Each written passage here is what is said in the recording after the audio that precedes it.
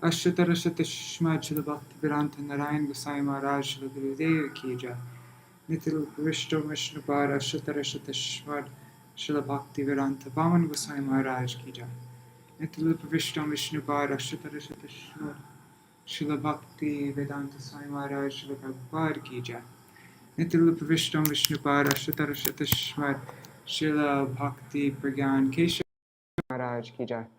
Nityal Vishnu Vishnupad Ashtatarashatashma Śrīla Bhakti Siddhanta Saraswati Goswami Prabhupada Ki Jai. Nityal Vishnu Mahabhagavat Śrīla Gokṣaras Babaji Maharaj Ki Jai. Nityal Vishnu Śrīla Satchidananda Bhakti Vinod Thakur Ki Jai. Nityal Vishnu Vaishnav Sarvabhauma Śrīla Jagannath Das Babaji Maharaj Ki Jai. Shri Rupanu Gauriya Guru Varga Ki Jai. Shri Rupa Sanatan Bhatta Raghunath. Shri Jeev Gopal Bhatta Dashagunath Shara Goswami Prabhu Ki Jai. Shri Sarup Damodar Rai Ramanandari Shri Gaur Parshad Vrinda Ki Jai. Namacharya Shri Haridas Thakur Ki Jai. Prem Se Kaho Shri Krishna Chaitanya Prabhu Nityananda Shri Advaita Gadadhar Shri Vasari Gaura Bhakta Vrinda Ki Jai. Shri Kshetra Mandala Gaura Mandala Braja Mandala Mathura Vrindavan Dham Ki Jai. Sarva Abhishta Pradati Giriraj Maharaj Ki Jai. Shri Radha Kunda Shama Kund Ki Jai. Shri Muna Devi Ganga Devi Ki Jai. Shri Tulsi Maharani Vrinda Devi Ki Jai. Shri Bhakti Devi Ki Jai. Shri Purnamasi Yoga Maya Ki Jai. Shri Gopeshwar Mahadev Ki Jai. Shri Harinam Sankirtan Ki Jai. Ananta Koti Vaishnava Vrinda Ki Jai. Samagata Gaura Bhakta Vrinda Ki Jai. Shri Nitai Gaur Premanande Hari Hari Go. Dandavat Pranams everybody. So today our Vaishnav Kirtan will be Thakura Vaishnava Gan by Śrīla Narottam Das Thakur. I'll just read the translation.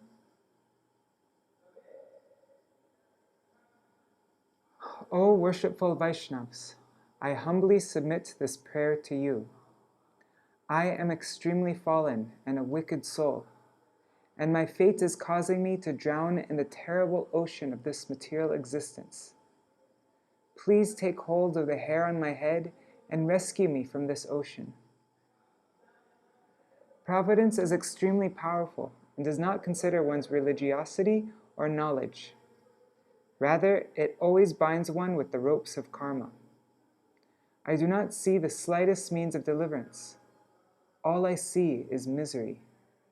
Thus I weep, helpless and stricken with grief. Lust, anger, greed, and bewilderment, along with madness and pride, are dragging me to their respective abodes. My mind wanders like a blind man, without any understanding of the right or wrong path. I have not accepted the tenets of religiosity. Rather, my consciousness has been absorbed in irreligious matters. I don't really like the word religious, but I don't know what other word to use here. Anyways, I have not aspired for your lotus feet. Narottam Das says, O Vaishnav Thakur, I fear what I see and hear around me. Grant me deliverance and keep me near you.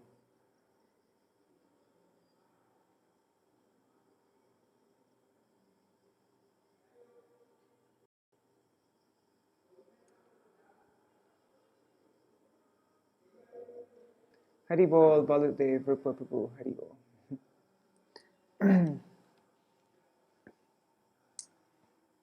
Thakura Vaishnava Gan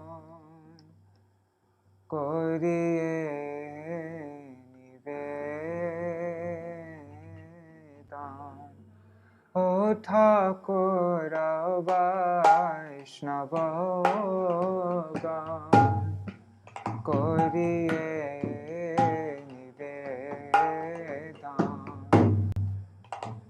Boroya Dhama Dura Chad Mo Boroya Dhama Dura Chad दारुण संसार निधि ताहे डुबाइलो बेदे दारुण संसार निधि ताहे डुबाइलो बेदे केशे धरी मोरे करो पार केशे धरी मोरे करो पार वेदे बड़ो बलवान ना शुने धर्म ज्ञान वेदे बड़ो बलवान ना शुने धर्म ज्ञान सदा करम पाशे बांधे सदा करम पाशे बांधे सदा करम पाशे बांधे सदा करम पाशे बांधे नाते की तारण लेश जत देखी सब क्लेश ना देखी तारण लेश जत देखी सब क्लेश अनाथ का तारे ते कांदे अनाथ का तारे ते कांदे अनाथ का तारे ते कांदे अनाथ का तारे ते कांदे काम क्रोध लोभ मोह मदय अभिमान सह हो काम क्रोध लोभ मोह मदय अभिमान सह आपन आपन स्थाने ताने आपन आपन स्थाने ताने ऐक्षणया मार मन फिरे जेन अंध जान ऐक्षणया मार मन फिरे जेन अंध जान सुपत दे पथ नाही जाने सुपत दे पथ नाही जाने सुपत दे पथ नाही जाने सुपत दे पथ नाही जाने नालोइनो सात मत असते मजिलो चित नालोइनो सात मत असते मजिलो चित तुआ पाए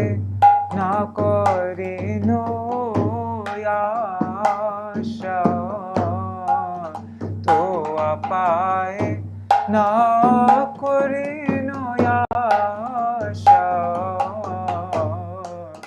Narottama dase koi dekhi shuni lage bhai Narottama dase koi dekhi shuni lage bhai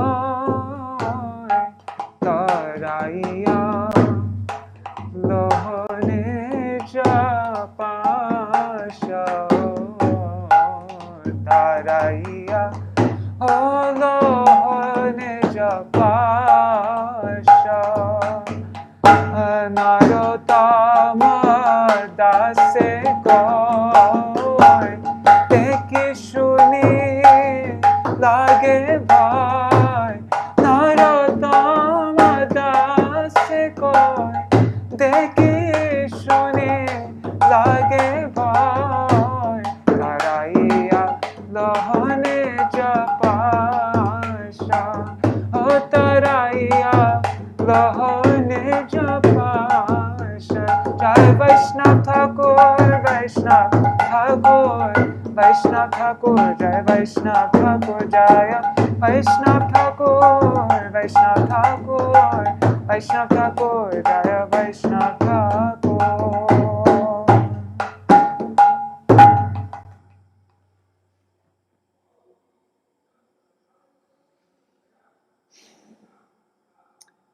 Tomorrow we'll sing E Bara Karuna Karo Vaishnava Thakur, also Vaishnavanathan Das Thakur.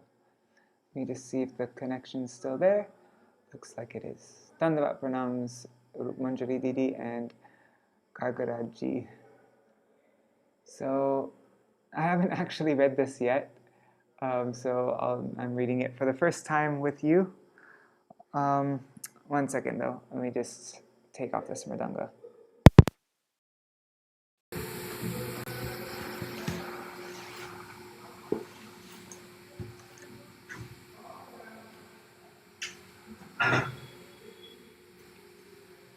One second.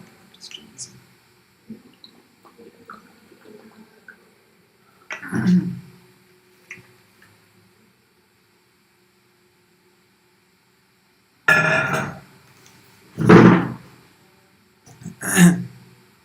Okay.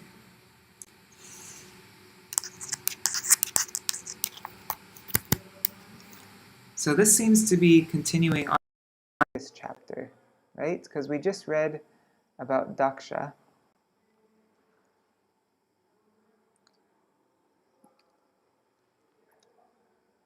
When Dakṣa, he got the head of a goat after it was severed.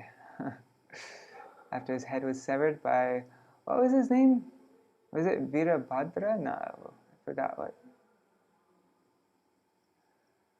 Anyhow, I have such a bad memory. Yeah, Virabhadra, that was it. Virabhadra sat on Dakṣa's chest and severed his head. Virabhadra threw the bloody head into the sacrificial fire as an oblation and set the whole arena on fire. And so then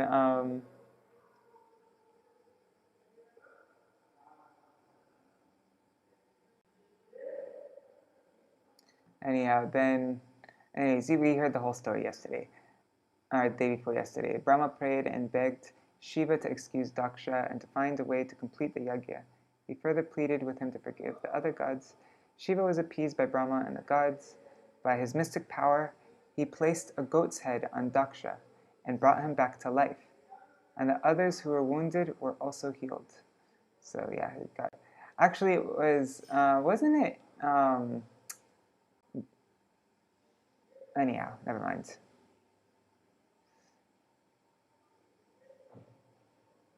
So now continuing on is Sri Nārada Muni and the sons of Dakṣa. This is from the Heart of Krishna by Śrīla Bhakti Pramoda Purī Gosvāmī Mahārāja. In Christian theology, there are the 10 commandments. In Vaishnavism, there are the 10 offenses against the holy name. Okay, so that's kind of like our 10 commandments, is our 10 offenses to avoid, 10 namaparats. Something I always thought that was interesting about the 10 offenses is that, like, most of the 10 offenses are things that aren't things that we do while we chant, but there are ways that we live our life.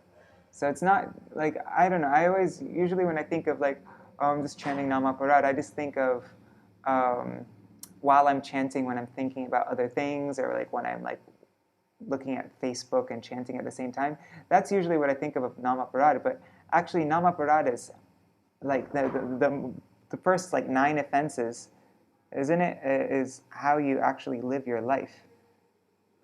What you do when you're not chanting.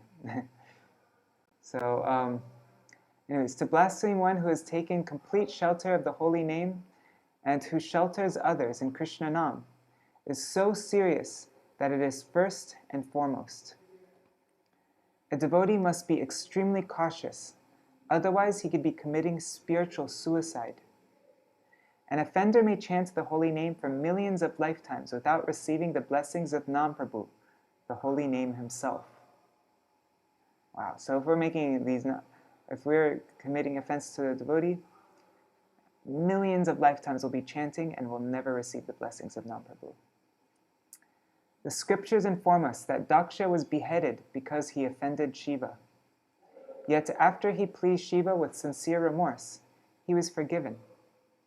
Vaishnava Parad is so insidious that if even a trace of it remains in the heart, there will be remission. Dakṣa, who committed... I don't actually know what remission means. I don't have a dictionary here. One second, let me just open up my dictionary. It's probably really obvious. It's like a simple word, isn't it? I should know, but anyways.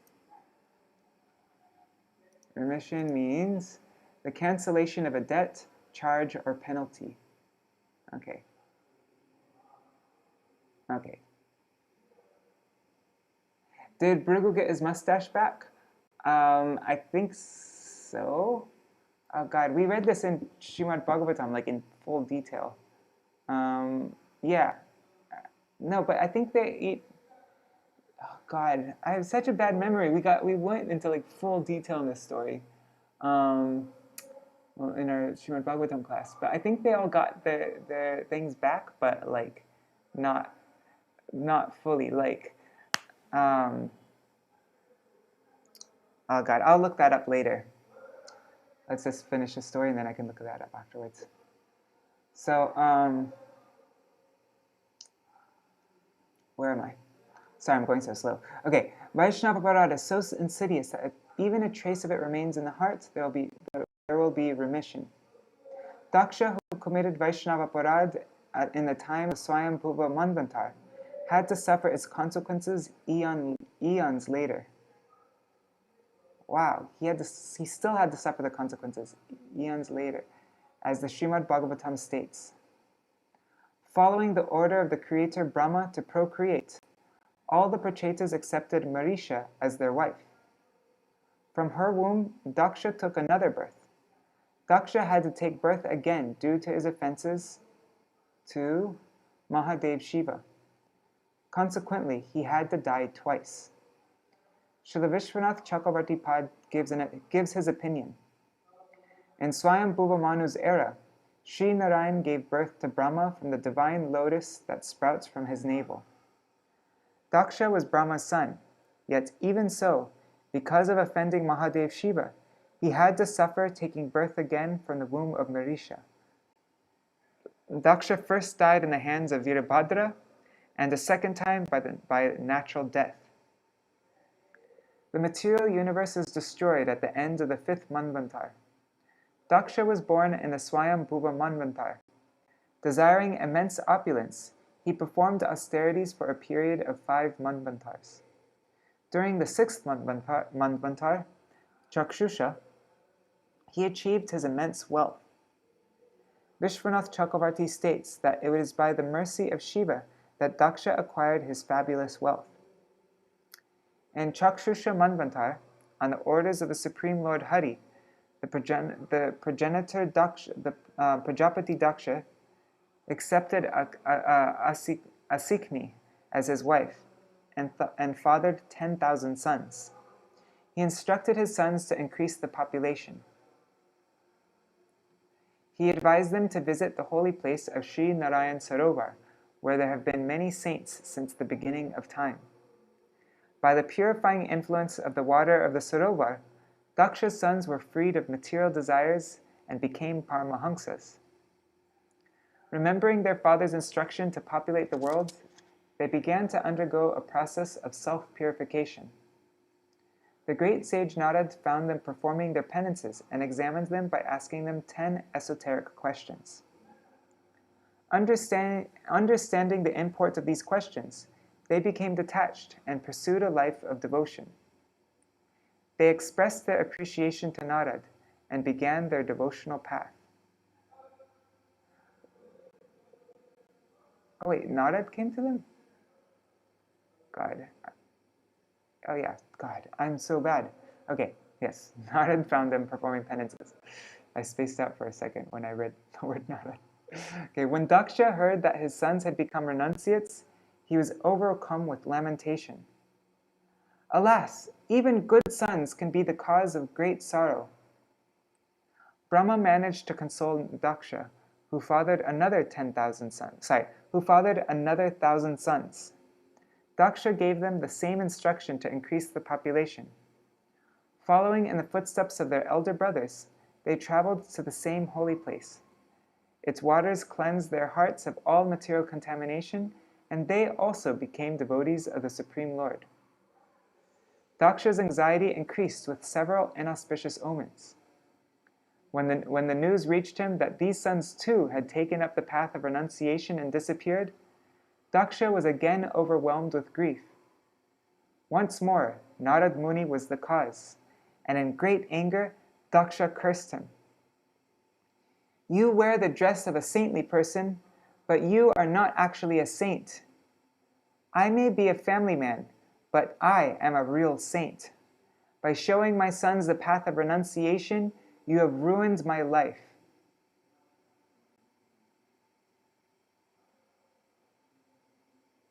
You have made me lose my sons once, and now you have done it again. You do not know how to treat people properly, so you may continue to travel all over the universe, but I curse you to never have a home anywhere. It is said that at birth, a Brahman is indebted to the rishis, to the gods, and to goddesses, and to his father. According to the scriptures, a Brahman can be cleared from his debts to the rishis by observing brahmacharya, celibacy until marriage.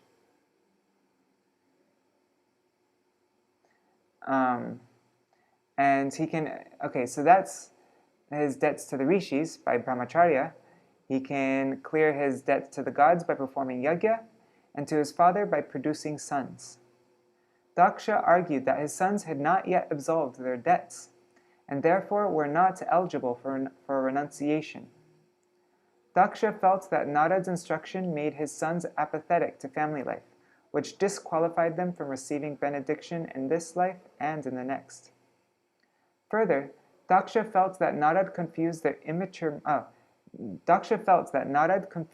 immature minds. He told Nārada that his association with the Supreme Lord was a blemish on the Lord's reputation.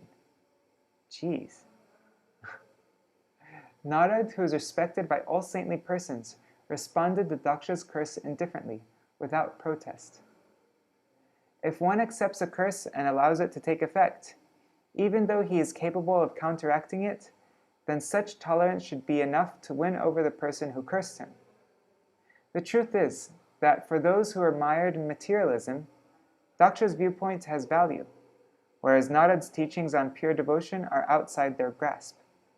And this leads to Vaishnava aparad. Meanwhile, Dakṣa, lamenting the loss of his sons, was consoled by Brahma. Encouraged by Brahma and afraid that he might remain childless, he fathered 60 daughters who were very devoted to their father. They all married, and their children and grandchildren populated the universe. Vaishnava aparad severely damages one's spiritual progress. When Dakṣa offended Lord Shiva, he asked forgiveness, but half-heartedly. The disease of aparad remained in Dakṣa's heart and resurfaced as an offense to the lotus feet of Sri Nārada Muni.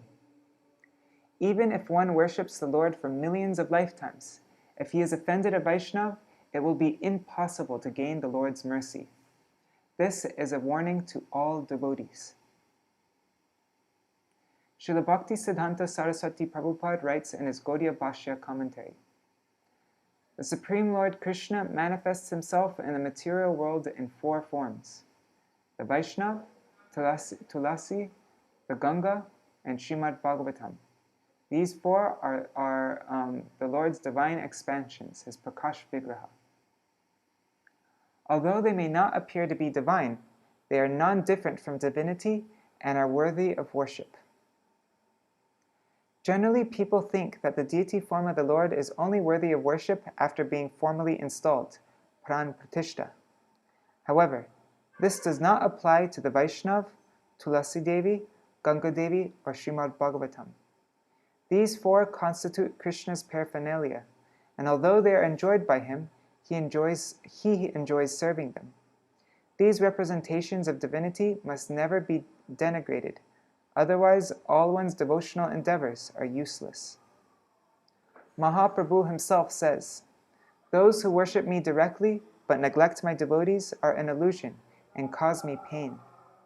Their offerings feel like a shower of burning cinders on my body. He who criticizes and offends my devotees will be destroyed by chanting my name." Wow. He who criticizes and offends my devotees will be destroyed by chanting my name. Can you imagine that? Destroyed by chanting the Lord's name. Just because one is chanting is no guarantee of success. I destroy anyone who tries to hurt my devotee.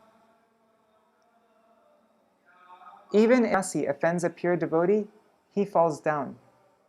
Gaurachandra declared to the world, "Give up criticizing Vaishnavas and take shelter of Krishna Nam. If one utters Krishna's name even once without offense, I will deliver him immediately."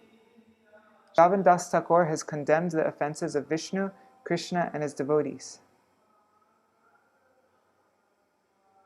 and the Vaishnavas. He quotes Nārada Muni in the Chaitanya Bhagavat. Wait, who does? Okay, Vrindavan Das Thakur. He condemns the offenders of Vishnu, Krishna, and his devotee, the Vaishnavas. Okay, sorry. He quotes Nārada Muni in the Chaitanya Bhagavat. One who is openly fallen hurts only himself, whereas a phony saint is worse, because he drags all of his followers down with him. Pretenders usurp the elevated seats of saints and misguide the general populace in the name of religion. They encourage the public to engage in false practices and to criticize the actual representatives of religious principles, the Vaishnavas. They destroy themselves as well as their unfortunate followers. Unwary people gather to hear spiritual instructions from these charlatans, but end up hearing insults against actual saintly persons. Believing in such teachings, followers of false gurus pave their path to hell. Vrindavan Das says, "People eagerly hear spiritual instructions from a man who they think is a saintly person by his external appearance. Instead, they hear criticism directed against the real saints, and due to this offense, they plunge deep into the abyss." The Vedas unequivocally declare that if anyone hears insults against a Vaishnava, he loses all his accumulated piety and is cast into abominable conditions, birth after birth. If one offensively chants Krishna's name even once, then Krishna will liberate him from material bondage. However, a person may be well versed in all Vedas, but if he still maintains an offensive attitude toward the Vaishnavas, he is eternally doomed. Gaudiya Bhashya states with regard to Sri Chaitanya Bhagavat, when one stops his offenses against the Vaishnavas and utters Krishna's name, even once, he easily receives the Supreme Lord's grace. Criticizing the sadhu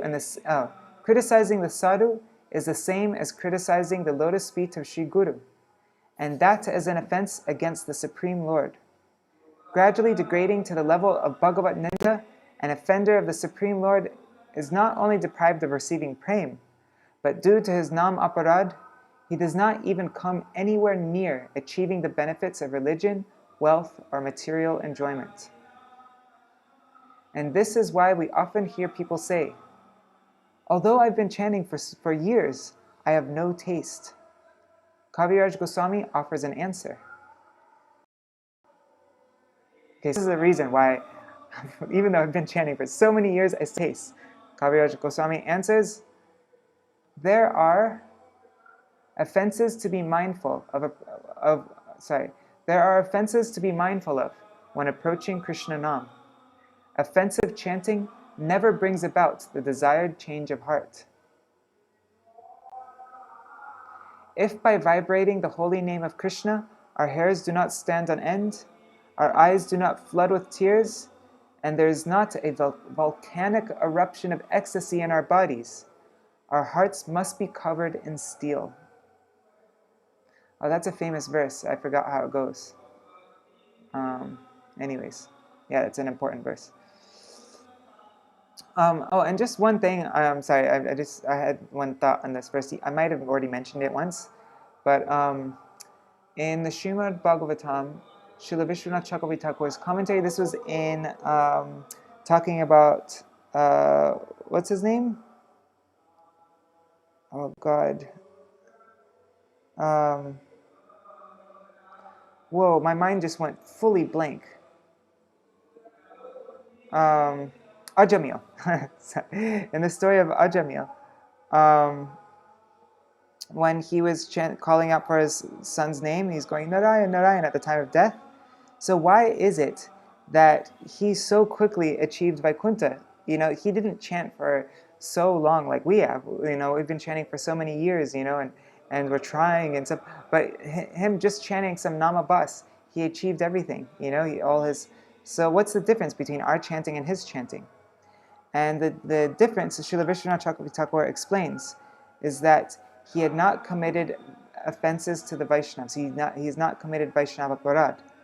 But we have committed Vaishnava Parad in so many births. Even if we didn't do it in this birth, maybe we've done it in our previous births.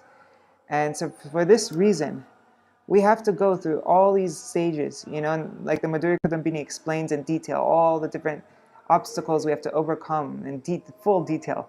And the reason why we have to do this is because of Vaishnava Parad. But if we don't commit any Vaishnava Parad, then we don't have to go through this whole process of Shraddha, Sadhu Sangha, Bhajana Kriya, Nartana Vritti, Nishta Ruchi, Sakti Bhav Prem. We don't have to go through that whole process. There's only 2 steps for us. Nam Grahan and Vaikuntha Arohan. That's chanting the holy name and ascending to Vaikuntha. And so, that's what this, I think this is a Srimad Bhagavatam verse, if I remember correctly. But if by vibrating the holy name of Krishna, our hairs do not stand on end, our eyes do not flood with tears, and there is not a volcanic eruption of ecstasy in our bodies, our hearts must be covered in steel. That's the reason. Vaishnava Parad. And also Aparad to Bhagavan Aparad, that's the cause. It is written in the Chaitanya Charitamrita that simply vibrating the name of Krishna once destroys all sin, and then devotion gradually develops into love, Krishna Prem.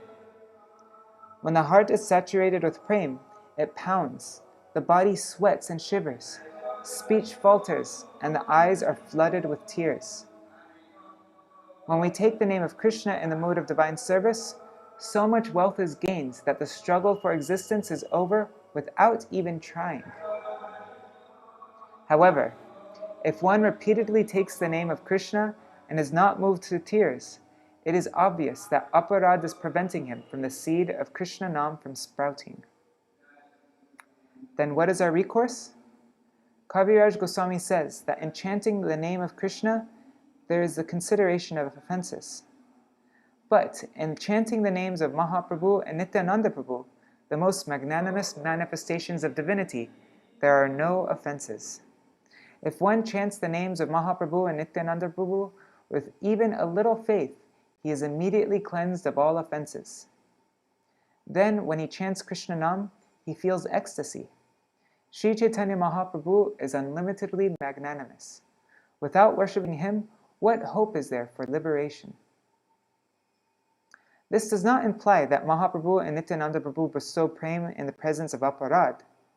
They are so magnanimous that whoever seeks shelter at their lotus feet receives their mercy. Soon the offenses disappear and the offender feels love for Krishna.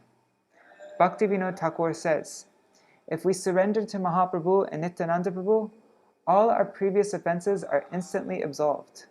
Then the merciful holy name showers us with divine love.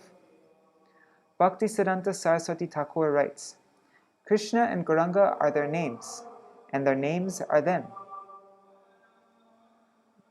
To consider Krishna as subordinate or inferior to Gauranga is ignorance. But the fact is, Gauranga and Nityananda are especially helpful to the fallen souls. The more the jivas become fallen, the more merciful becomes the Lord. Gauranga and Nanda are the ultimate manifestation of divine kindness.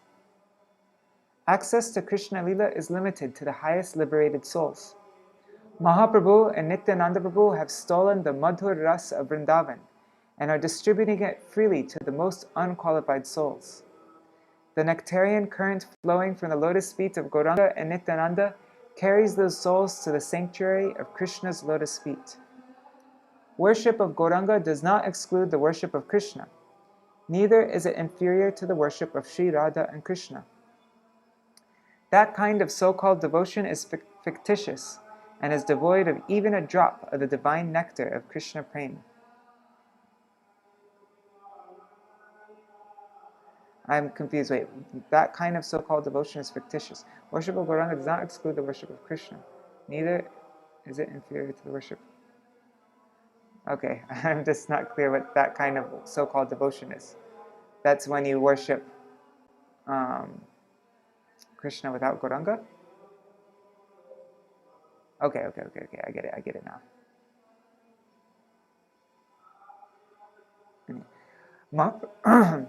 Mahaprabhu never tolerated Vaishnav aparad. Ramachandra Purī, Devananda Pandit, and others are vivid examples of this truth. Even Mother Sachi had to beg forgiveness from Advaita Acharya before the Lord would bless her with prema. Even Mother Sachi. Only when one sincerely approaches the offended Vaishnav and begs forgiveness will he be forgiven. Then offenses disappear. Otherwise, the consequences are fatal. As long as the heart is covered by offenses, it is impregnable. Bhaktivinoda Thakur sings, offenses have made my heart as hard as steel, and as cruel as thunderbolts. O Lord, even your holy name has no effect. I feel hopeless and helpless, so I loudly cry your holy name. That's the song Anadi Karama Phale, Hori Bhavanavar Jale. That's, He prays to Sri Gaura and Nitai, I am the most fallen, and you are oceans of mercy. Please save me.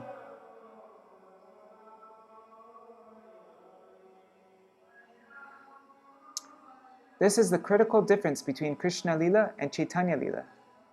Sri Krishnadas Kaviraj Goswāmī concludes the Madhya Lila of Sri Chaitanya Charitamrita with this secret revelation.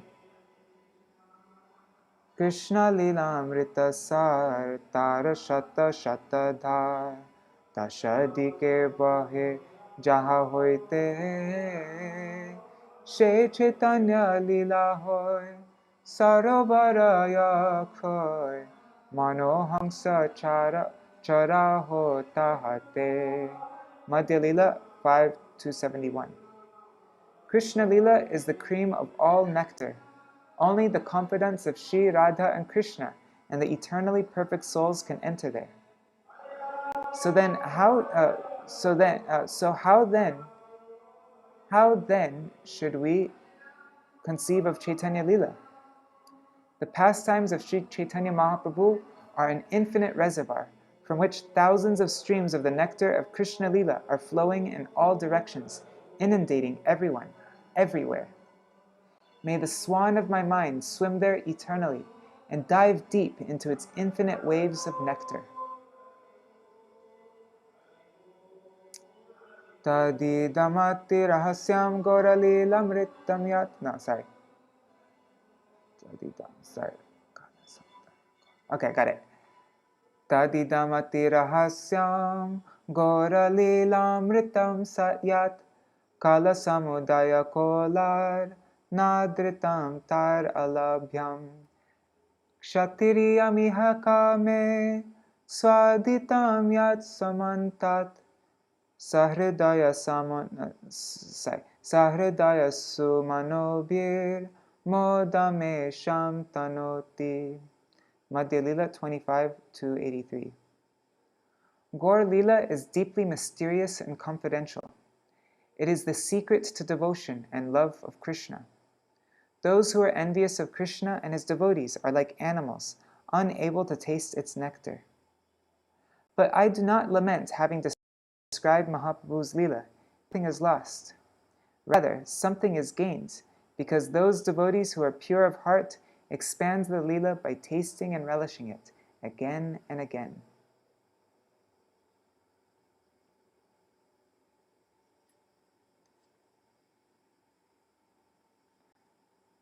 All right.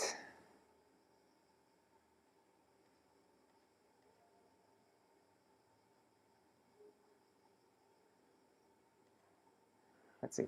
Krishna Lila is the cream of all nectar. Only the confidants of Shri Radha and Krishna and the eternally perfect souls can enter there. How then should we conceive Shri Chaitanya Lila? Pastimes of Shri Chaitanya Mahaprabhu are an infinite reservoir from which thousands of streams of the nectar of Krishna Lila are flowing in all directions, inundating everyone, everywhere. May the swan of my mind swim there eternally and dive deep into its infinite waves of nectar. Tomorrow we will read about Sri Garuda, the divine carrier of Vishnu.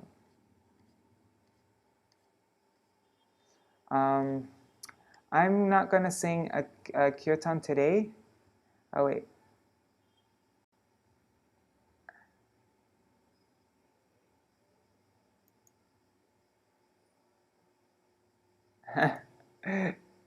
Yeah, seriously, it should be Asikni who should have been mad. Totally.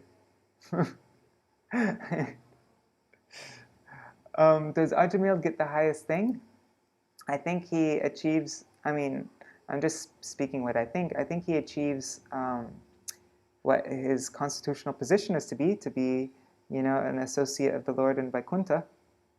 He ascends to Vaikuntha, doesn't he? And so, yeah.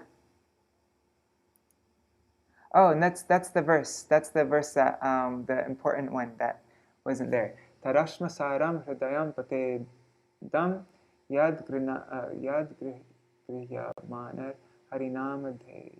Anyways, that's the verse of if you aren't, your heart isn't melting and you aren't crying and all these different ecstatic symptoms, if that's not happening when chanting the holy name, then it's certain that you've committed some kind of aparad. That's a good verse to memorize. All right. Yeah, I'm just going to do Mahamantra now because tomorrow's Akadashi and I don't want to miss Prasad. And it's not good to eat way too late before Akadashi anyways. So.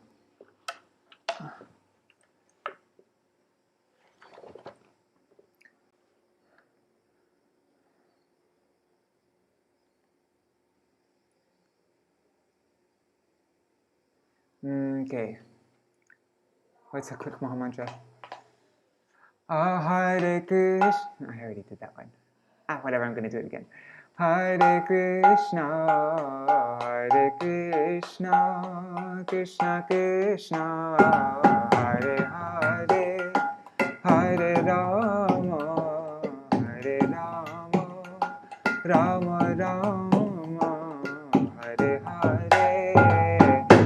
Krishna, Hare Krishna, Krishna Krishna, Hare Hare, Hare Rama, Hare Rama, Rama Rama, Hare Hare, Hare Krishna, Krishna Krishna, Hare Hare, Hare Rama, Hare Rama, Rama Rama, Hare Hare, Hare Krishna,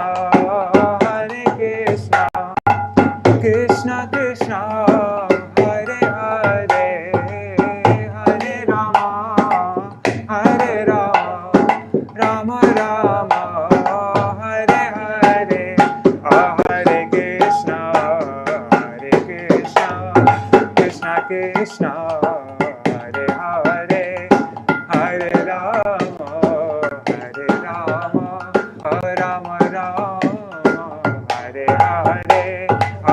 Krishna,